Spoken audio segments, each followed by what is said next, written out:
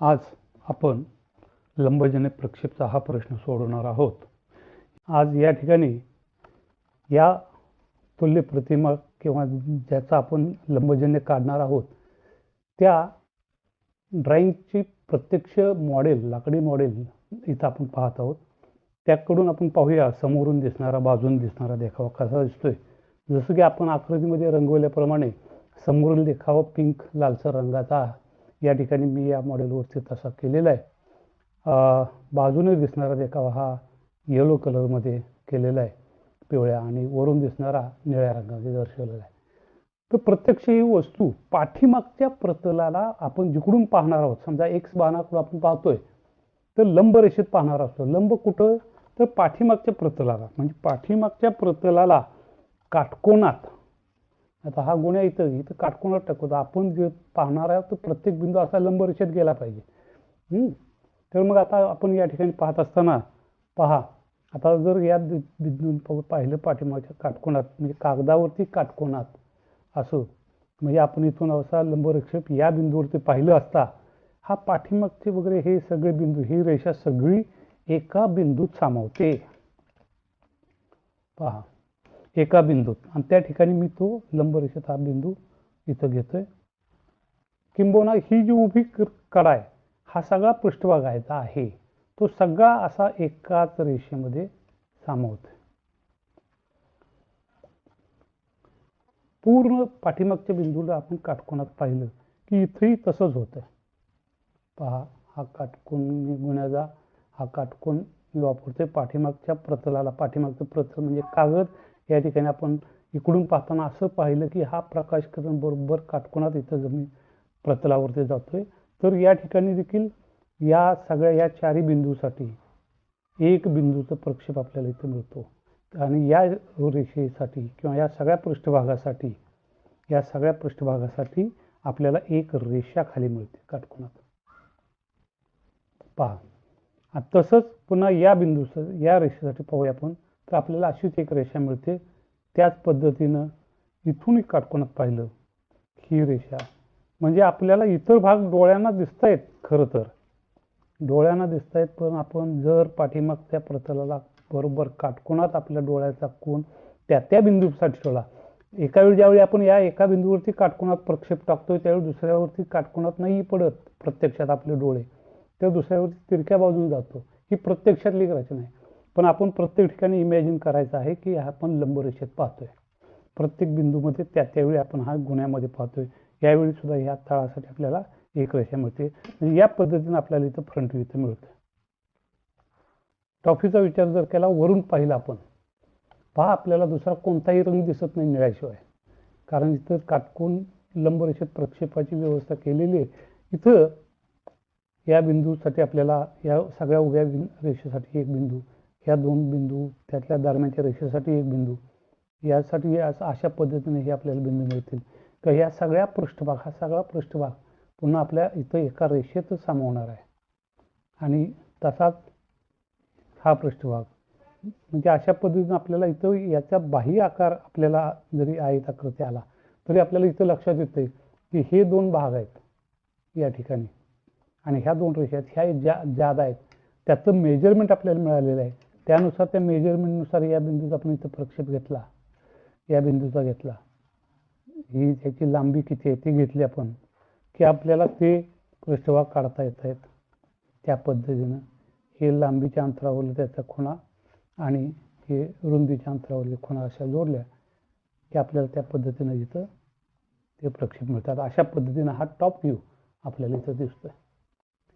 आता side view या बाजून आपण पाहणार आहोत. हा पृष्ठभाग, त्यावर पृष्ठभागाच्या फ्रंट व्ह्यूमध्ये आपल्याला दिसलेली ही भाग, याचा हा तळाचा सगळा पृष्ठभाग आपल्याला हा एका लंब रेषेत इथं येणार आहे, उपलब्ध होणार आहे किंवा दिसणार आहे. त्या पद्धतीनं आपण जर पाहिलं तर अशा पद्धतीनं आपल्याला या पृष्ठभागासाठी एक रेष, या सगळ्या पृष्ठभागासाठी हा पृष्ठभाग म्हणजे असा की जो इथं आपल्याला दिसतो.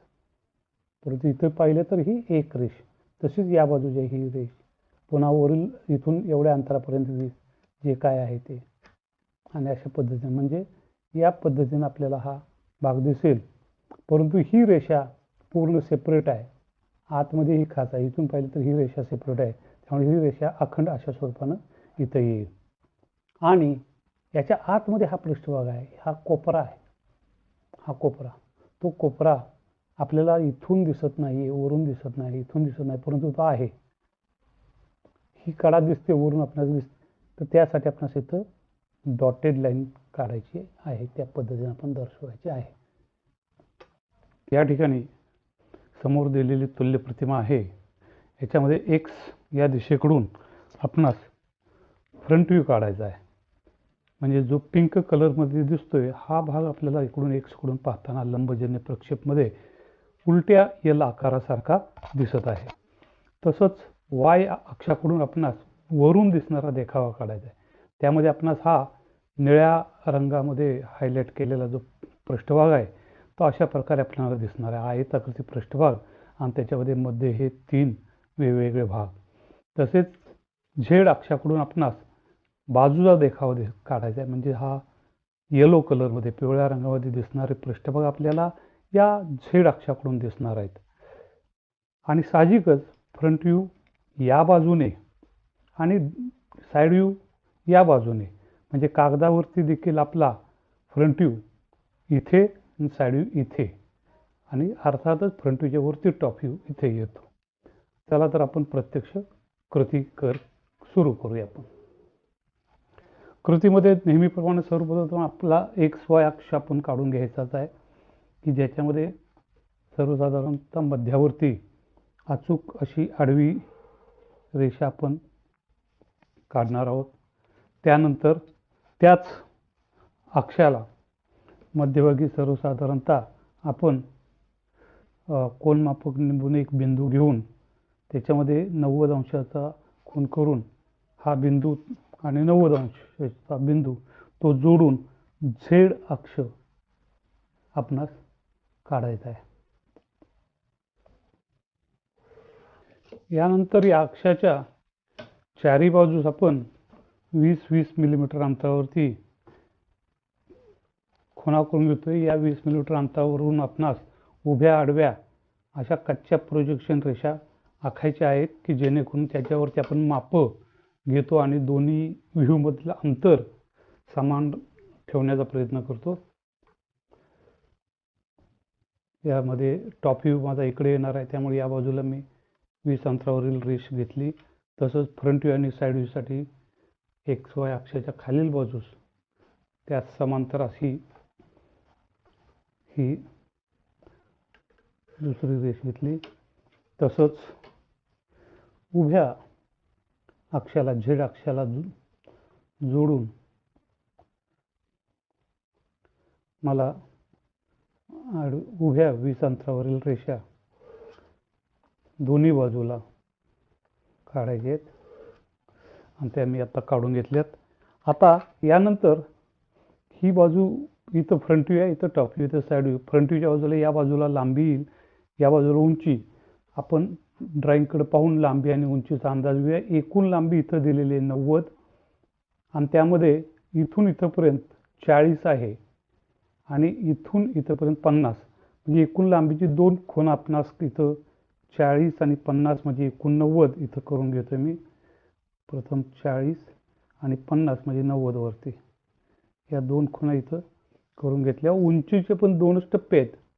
पहा, हा एक टप्पा आहे 20 मिलीमीटरचा आणि हा एक टप्पा आहे 30. 20 आणि 30 एकूण 50. तर त्याप्रमाणे मी एकूण 50 खालून 20 आणि नंतर वरती हे 30 अशा 2 खुणा करून घेतल्या. टॉप व्ह्यूमध्ये जर आपण पाहिलं, वरून पाहणारा देखावा, त्यामध्ये आपणास रुंदी मिळते 20, 30 आणि 20 अशी एकूण 70. म्हणजे 20, 30 आणि 20 70 मिलीमीटरच्या खुणा आपणास इथं करून घ्यायच्या आहेत. त्याप्रमाणे मी इथं करून घेतोय.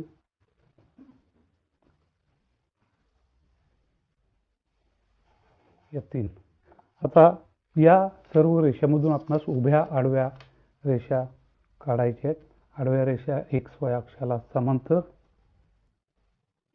ही उंचीच्या 20 वरील आणि ही पायाची मूळची रेषा. तसेच त्या 3 रुंदीच्या खुणा आहेत 20, 30, 20 नंतर 30 आणि त्यानंतरची शेव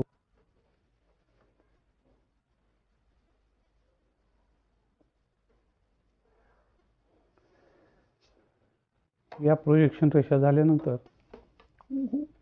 लांबीच्या दिशेने ज्या मार्किंग्स आहेत त्या उभ्या खुणा आपण करून घेऊया. लांबीच्या 2च आहेत एकूण. प्रथम अक्षापासून 40 आणि नंतर 50 म्हणजे एकूण 90 वरती अशा 2 खुणा आहेत. त्या दोन्ही खुणामधून आपण प्रक्षेप रेषा म्हणजे प्रोजेक्शन रेषा काढायच्या आहेत. ह्या अत्यंत फिकट काढतोय, आपल्याला लक्षात आलं असेलच. आता यातील जे आवश्यक आहे तो भाग आपणास टप्प्याटप्प्याने ठळक करत जायचा आहे. त्यासाठी पुन्हा आपण प्रश्नाकडे पाहायचं आहे. इथून वरची जी सरळ रेषा आहे ती टॉप शेवटपर्यंत आहे, किंवा आपण फ्रंट व्ह्यूकडून पाहूया. इथून ही अशा प्रकारे हा आकार जो दिसणार आहे आपणास, तो आकार आपण प्रत्यक्ष एकदा पाहूया कसा देतोय. या ठिकाणी XY अक्ष छेद इथं आपला फ्रंट व्ह्यू येतोय, इथं साईड व्ह्यू आणि फ्रंट व्ह्यूच्या वरती नेहमी टॉप व्ह्यू. तर हा आकार जो आहे तो खालचा पूर्ण लांबी 90 सरळ रेषा येईल. त्यानंतर 20 मिलीमीटर उंची इकडून आणि इकडून पूर्ण उंची 50 आणि 20 मिलीमीटरवरून इकडे 40 मिलीमीटर आणि नंतर राहिलेलं 50 मिलीमीटर अशा स्वरूपानं हा आपला फ्रंट व्ह्यू येतोय. आणि साहजिकच टॉप व्ह्यू जर पाहिला तर ही पूर्ण लांबी आणि ही रुंदी पूर्ण, आणि तसाच प्रकारे हा इथं स्क्वेअर तयार होतोय, रेक्टँगल. आणि पुन्हा फक्त त्या टप्प्यामध्ये हे 2 आणि हा तिसरा असे 3 पृष्ठभाग तयार होत आहेत. हा 1, हा 2 आणि हा राहिलेला हा मधील पृष्ठभाग. लक्षात घ्या याच्यामध्ये ही रेषा दिसणार नाही, काळजीपूर्वक पहा. आणि त्यानंतर आपल्याला साईड व्ह्यू जर इकडून पाहिला तर ही जी 15 उंचीची पट्टी आहे त्या ठिकाणी आपण असं या पद्धतीनं एक आयत मिळेल. आणि त्यानंतर या 2 उभ्या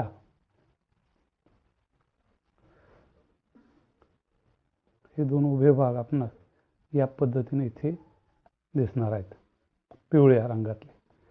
तर त्याप्रमाणे आता आपण फ्रंट व्ह्यूमध्ये त्या आवश्यक त्या रेषा आपण ठळक करायला घेऊ. ही खालील रेषा पूर्णतः सरळ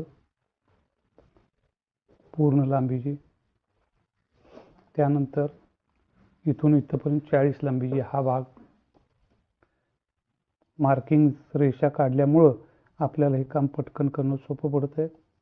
नंतर ही रेषा 50 मिलीमीटर उंचीची शेवटच्या उंचीच्या पॉईंटवर इथं.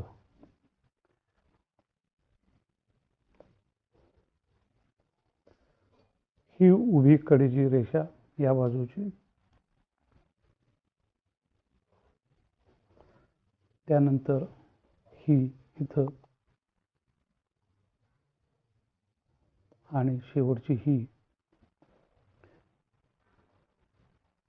आता या फ्रंट व्ह्यूमध्ये अजून आपल्याला एक गोष्ट राहिलेली आहे. कोणती? इकडून पाहिला आपण तरी हा सगळा पृष्ठभाग असा दिसतो, परंतु यामध्ये आतमध्ये जर पाहिले तर याच्यामध्ये ही जी खाच निर्माण झालेली आहे त्या खाचेची ही कडा आहे की जी आपणास इकडून दिसत नाही, परंतु ती आहे, आपणास अस्तित्वात आहे. वरून दिसणाऱ्या देखाव्यामध्ये किंवा बाजून दिसणाऱ्या देखाव्यामध्ये ती दिसते. त्यामुळे ही जी कडा आहे त्या आतल्या बाजूला ती हिडन पार्ट आहे आणि त्यामुळे त्यास आपण डॉटेड रेषेने दाखवतो. ती डॉटेड रेषा आता इथं या भागात येईल, कारण यातल्या बाहेरच्या पृष्ठभागाच्या आतमध्ये ती खाच असल्यामुळे याच्यामध्ये ती आपण डॉटेड लाईन पद्धतीनं दाखवतो.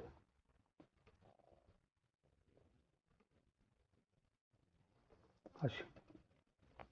आता आपण टॉपिककडे वळूया. टॉपिकमध्ये पण वरून पाहिला असता आपणास ही रेषा असा हा अखंड रेक्टँगल तर आधी दिसतोय, तो आपण काढून घेऊया. प्रथम मार्किंग घेतलेले आहेत आपले, त्यामुळं आवश्यक तेवढ्या रेषा स्पष्ट करून घ्यायच्या आहेत.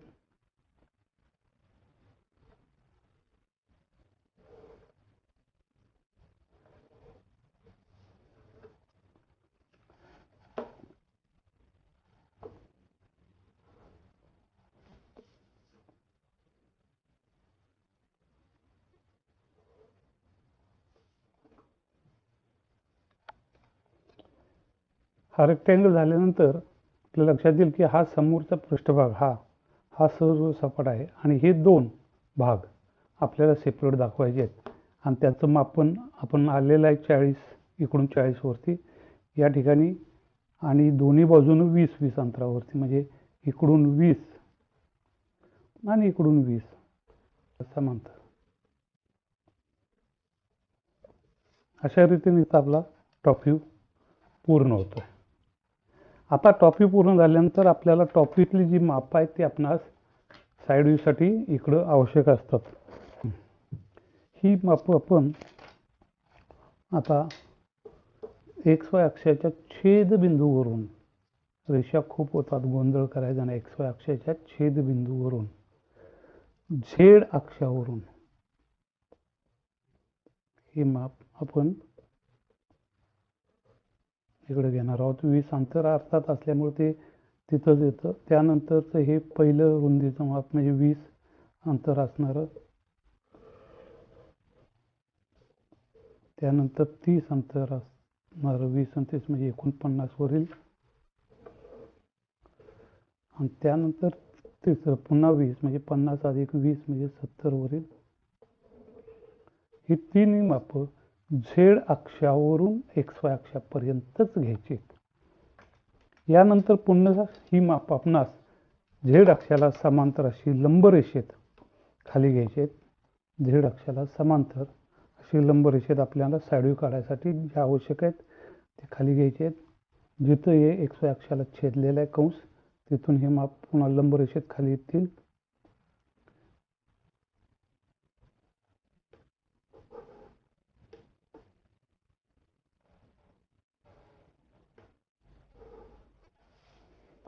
आणि यानंतर फ्रंट व्ह्यूतून आलेली आपली जी लांबीची माप आहेत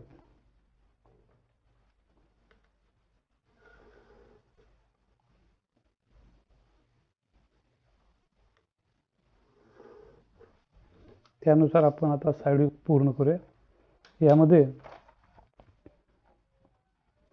फ्रंट व्ह्यूतून आलेली ही बेसलाईन याची ती प्रथम पूर्ण करूया.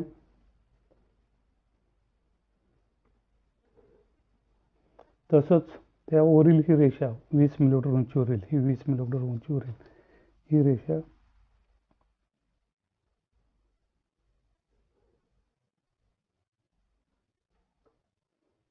आणि त्यानंतर वरती जर आपण पाहिलं तर मात्र इथून 20 आणि मध्ये गॅप आणि पुन्हा 20 अशा दोन बाजू आहेत. त्याप्रमाणे आपल्याकडे प्रोजेक्शन आलेले टॉप व्ह्यूमधून ती आपण इथं स्पष्ट करू. ही 20 पुन्हा 30चा गॅप आहे, नंतर पुन्हा 20 अशा रेषा. आणि मग या दोन कडा दोन्ही बाजूच्या उभ्या पूर्ण उंचीच्या, या पूर्ण उंचीच्या कडा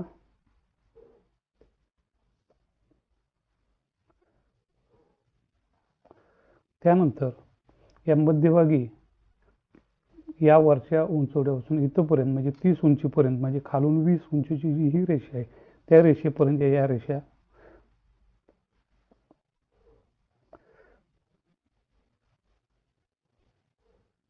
अशा पद्धतीनं आता इथं आपला साईड व्ह्यू पूर्ण होतोय. जे खालील ही बाजू आणि हे दोन येलो रंगाचे पृष्ठभाग, हा पिंक कलरचा सगळा पृष्ठभाग, आतील खास ती डॉटेड, वरून दिसणारा हे दोन निळ्या रंगाचे पृष्ठभाग आणि हा निळ्या रंगाचा पृष्ठभाग, असे तिन्ही व्ह्यू आपले पूर्ण झालेले आहेत. यानंतर काम आपलं म्हणजे मापं देणं, आवश्यक ती मापं पूर्ण करणं आणि लिखाण करणं. लांबी ही फ्रंट व्ह्यू आणि टॉप व्ह्यूमध्ये कॉमन आहे, त्यामुळे लांबीचं माप या दोन्हीच्या मध्ये देऊ. रुंदी हा टॉप व्ह्यू आणि साईड व्ह्यू याच्यामध्ये कॉमन आहे, त्या दोन्ही.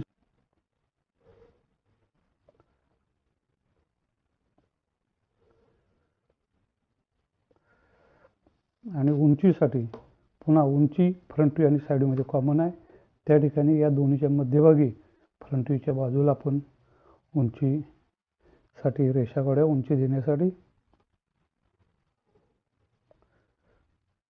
आता ज्या दोन बिंदूंच्या दरम्यान ती माप आपण देणार आहोत त्यासाठी त्या ठिकाणी आपण मापन रेषेला लंब रेषेत ठळक करूया. त्यात बिंदूंच्या जागा निश्चित करण्यासाठी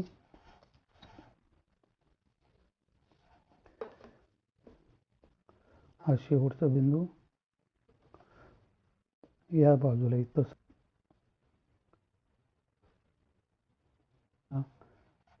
एंड पॉइंटना आपण अंकुशदार बाण काढायचे आहेत.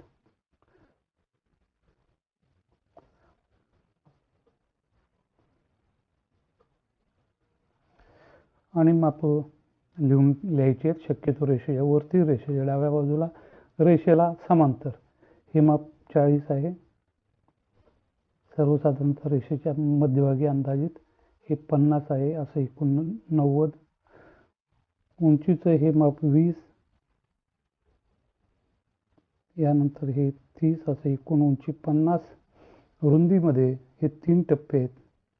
20, 30 आणि 20 अशी एकूण 70. साधारण 6 मिलीमीटर अंतरावर येईल. 5 ते 6 मिलीमीटर उंचीच्या अशा 2 समांतर रेषा काढून आणि त्याच्यामध्ये सुबक आपण लेटरिंगच्या पद्धतीनं आपण ड्रॉइंगमध्ये शिकलेल्या लेटरिंगच्या पद्धतीनं त्याची नावं लिहायची आहेत.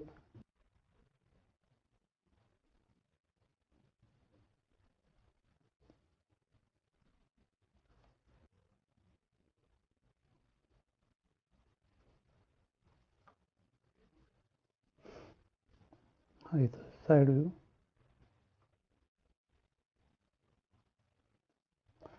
लिखाण पूर्ण झाल्यानंतर आपलं अत्यंत महत्त्वाचं काम म्हणजे अनावश्यक जास्त झालेल्या रेषा, ड्रॉइंगच्या बाहेर गेलेल्या रेषा हे आपण खोडायचे आहेत. म्हणजे राहिलेलं ड्रॉइंग आपल्याला दिसायला आकर्षक दिसतं. आणि या ठिकाणी आपला हा प्रश्न आता सोडून पूर्ण झालेला आहे.